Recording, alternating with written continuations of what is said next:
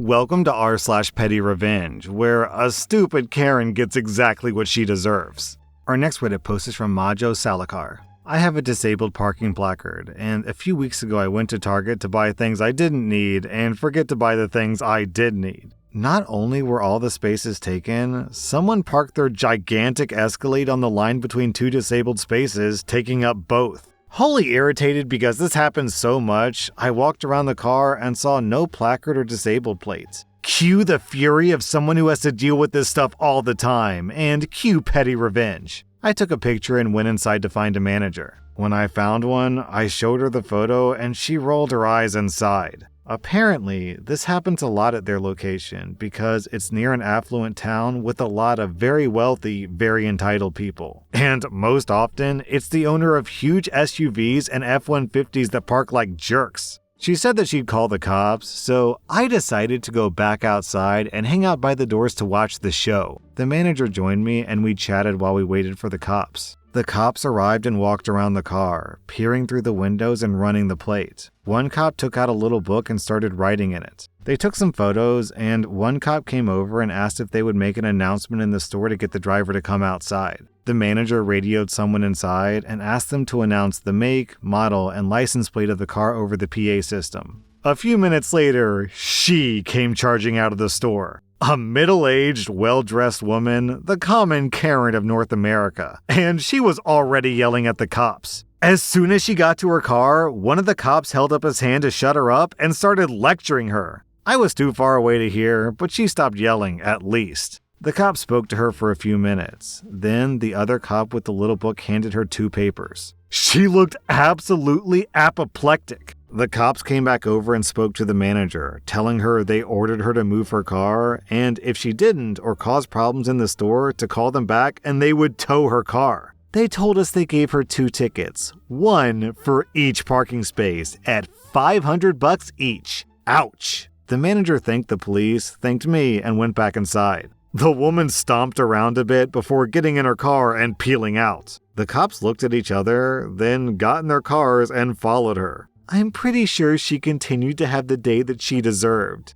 Meanwhile, I happily treated myself to some Legos for performing a public service. Our next Reddit post is from Without Dennis Nedry. We once had neighbors that, from the day we moved in, absolutely hated us. We never even met them, but they made our lives hell in every way they could. We had moved to that area, putting my grad school and our big life plans on hold to look after my mother-in-law who had stage 4 cancer. So it was already a sucky reason to move, and we hated the area. It was rural California, which was very yeehaw in a bad way, if you know what I mean. Our neighbors were garbage people and just awful to us. They never did anything illegal, per se, but every petty thing you can think of to make our lives awful, they did. For example, our water hose was on their lawn after I watered my roses by about 2 inches. It was coiled up mostly on our side, but I wasn't done watering and just stepped into the house for a few minutes for a lunch break. While I was outside, they cut the 2 inches of the hose that was on their property and threw it in our yard, but they left the rest of the hose that was on our property.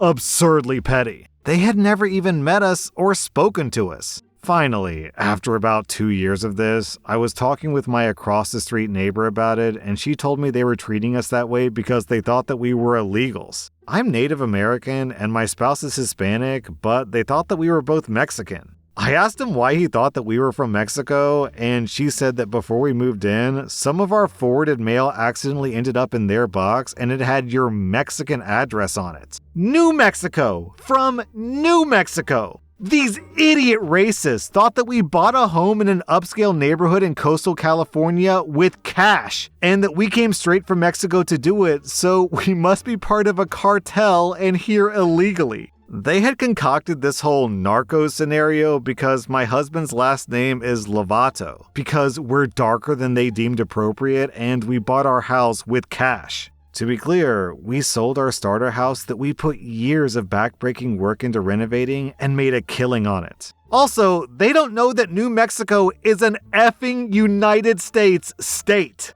It was all so absurd. Don't worry, the story has a happy ending. When we moved out after my mother-in-law passed, I wrote them a long letter telling them how embarrassingly stupid they are, and how they were giant buttholes for making what was already a hard time on my husband, who was dealing with the slow death of his mother, an even worse time, so I hope they're proud of themselves. Then we stole their cat. As for the cat, they neglected him and left him outside covered in fleas and fending for himself day and night, in the terrible heat of summer without water and in the freezing cold of winter without shelter. The cat had already moved in with us because we had actually cared for it and we took care of its medical needs. In my book, you treat your cat like garbage and you didn't microchip him, then he's mine. So one good thing came from our time there, and he's napping in the windowsill right now. We named him Flavio after Flavio Mendez Santiago, the famous Mexican cartel drug lord. Okay, so yes, obviously it's very crazy that these racists didn't know that New Mexico is in the United States, especially since it's only one state away. But what's even crazier to me is that these people thought that you were a member of the Mexican drug cartel, and their response was, "Let's piss these Mexicans off, yeehaw!" Yo, if OP literally was part of the Mexican cartel, then after they cut OP's hose, they would have cut their necks. Why on earth would you provoke one of the most dangerous organizations on planet Earth? What a bunch of morons. I once read that members of the Mexican drug cartel skinned a man's face off and stitched it into a soccer ball. Our next Reddit post is from Florida Man 69ing your mom. This was back in 2008 or 2009. I was in Quito, Ecuador. I was staying at a hostel and was there for just over 3 weeks. Less than a block away, there was an Irish pub. This pub had really good bar food that wasn't on the menu of a lot of other restaurants in the area, so because of that, it was a mixed crowd. It was popular with locals and also with backpackers because of the proximity to the hostel. I'm at the bar with some other guests from the hostel, and we're expecting a few more to join us. Next to me is a bar stool, and on the other side of the bar stool are 2 women talking who are obviously friends. In Spanish, I asked the woman closer to me if she's using the empty chair and if it's okay if I grab it. Spanish is not my first language, but I can still speak it clearly and confidently, and I grew up speaking it since I was a kid. She says to me in Spanish with a smirk on her face that she doesn't understand me and she doesn't speak English. I ask for the chair again in Spanish while motioning to it, and she says that she doesn't speak English. I ended up getting the chair from a high-top table that was behind us that no one was using. At this point, she turns to her friend and I hear them mumble, "I don't know why he's talking to me." I hear them chuckling to themselves, assuming I was hitting on her, I guess, and that she rejected me? Cue Pettyrevenge. Throughout the evening, I know she heard me conversing in Spanish with the bartender, so by this time, she knew I definitely spoke Spanish. The napkin dispenser is directly in front of me, and she asked me in Spanish if I can hand it to her. I look a little confused and I point to the napkin dispenser. Then I look back at her and lean in a little as if I didn't hear what she said. She again says in Spanish that she needs napkins and asks me if I can hand her the napkin dispenser. I look at the dispenser, then look at her, and then I very clearly say, "Lo siento, no hablo inglés." I'm sorry, I don't speak English. She gives me a shocked Pikachu face, and she turned bright red, and then I give her the cold shoulder. Don't flatter yourself, lady. I was not hitting on you. I just wanted the damn bar stool. Down in the comments, we have this story from Mechanical Mind. I studied German in high school, and I work for a German company. While visiting the main headquarters, I had to spend some time with guys in the workshop who barely spoke any English. One day they were trying to explain something to me, and after some time trying to do it in English, they said, in German, "Warum spricht dieser verdammte Italienische Affe nicht Deutsch?" Which roughly translates into, "Why doesn't this effing Italian monkey speak German?" To which I replied, also in German, "Ich konnte dich auch fragen, warum dieser verdammte Deutsch kein English spricht?"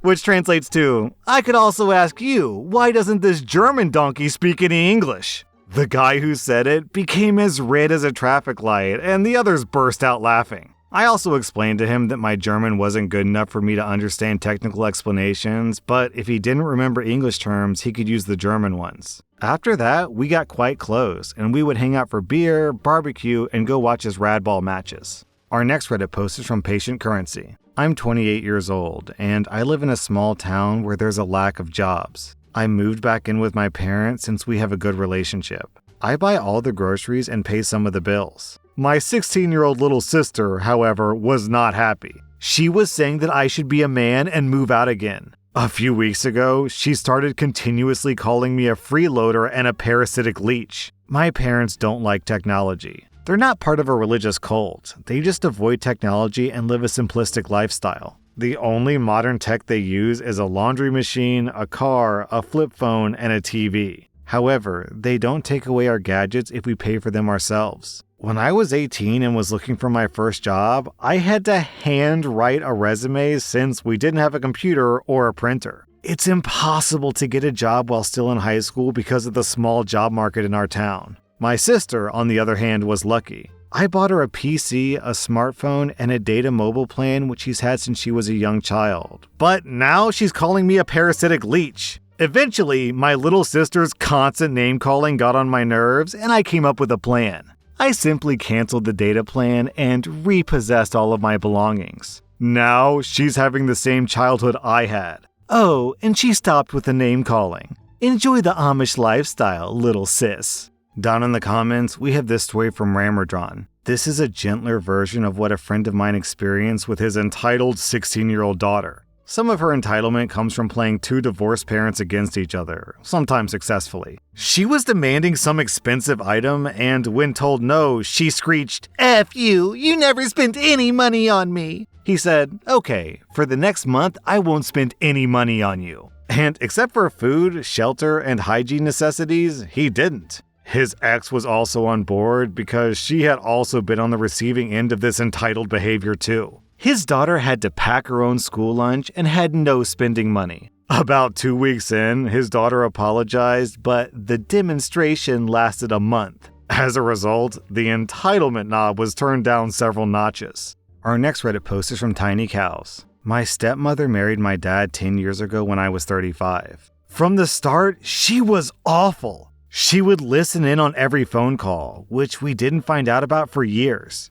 She made sure that my dad never saw his grandkids on my side of the family, only her side of the family. He wasn't allowed to see us either. Whenever he made plans, she would cancel them. The worst part is when he was very sick with cancer, she refused point blank to keep us updated on his health. She told us in a group text that we were mean to her, so we didn't deserve the information. And how were we mean? Because we didn't send her cards and flowers on Mother's Day. Sometimes he would call me because his wife forgot to take his phone away from him after he was so ill that he couldn't get out of bed to retrieve it. She didn't even tell us that he passed away for 3 days after. She wanted to make sure that we couldn't attend the funeral so that she could talk badly about us. She wrote his obituary and spelled all of his biological family names wrong and listed all of her kids as grandkids and bonus children and left out information like his parents and his siblings' names. She was a horrible person. I knew that there was an insurance policy for me and my siblings to split. It wasn't even that big, but she was so mad that we got anything at all that she refused to give us the policy paperwork or give us his social security number so that we could look it up ourselves. She claimed that we would just use it to open credit cards, even though the government and credit agencies had his death certificates. She told us that we didn't deserve anything at all, and she was mad that he didn't leave the policy to her kids instead. So, having her phone number, address, and email, I signed her up for everything. MLMs, religious calls, window and roof replacements, things like AliExpress offer emails, vacation entries that just sell your name to everyone, etc. My daughter even helped me find new things to sign her up to so that we could ramp up the spam. I heard that she was forced to change her phone number because it was so bad. Serves her right. I regret nothing. I also made sure to send my stepmother a screenshot of the policy payouts. Our next Reddit post is from OK Computer. Alright, so my 22-year-old boyfriend has started following a lot of Instagram women. Not regular girls, I don't mind those, but particularly the ones in lingerie with their butts out. He was even watching their OnlyFans. I, a 21-year-old woman, told him that it made me uncomfortable and to stop, but his response was, "It's just Instagram. You're doing too much. It's not that serious," and he kept doing it. Well, I posted some pictures of me in a G-string bikini with my butt hanging out. He saw the picture and he started freaking out, slamming doors and yelling. He was like, "Ugh, you don't respect yourself. Girls who do that are hoes. That's embarrassing. I don't want my girlfriend doing that, bro. That's weird." And he's mad, like really mad. He told me to take it down and I said, "No, isn't this what you like to see?" And his response again was, "You're in a relationship. Why would you do that?" I said, "I'm only posting what you like to see." After that, he started ignoring me. It's been hours and honestly, I don't care. I don't feel bad at all. For months, I was uncomfortable and asked him to stop, and he wouldn't, so yeah, now he's a victim of the crime that he participates in. Today's episode is sponsored by BetterHelp.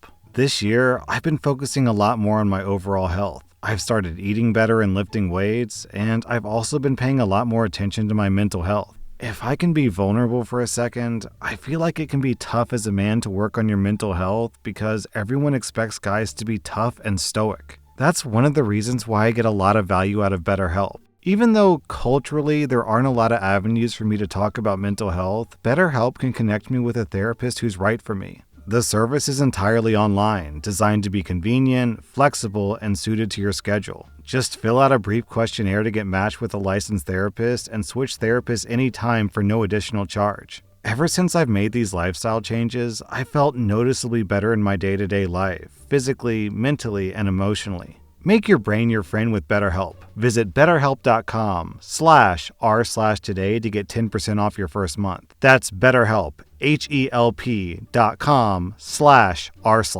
That was r/Pettyrevenge, and if you like this content, check out my podcast where I publish the exact same episodes. Also, hit that subscribe button because I put out new Reddit videos every single day.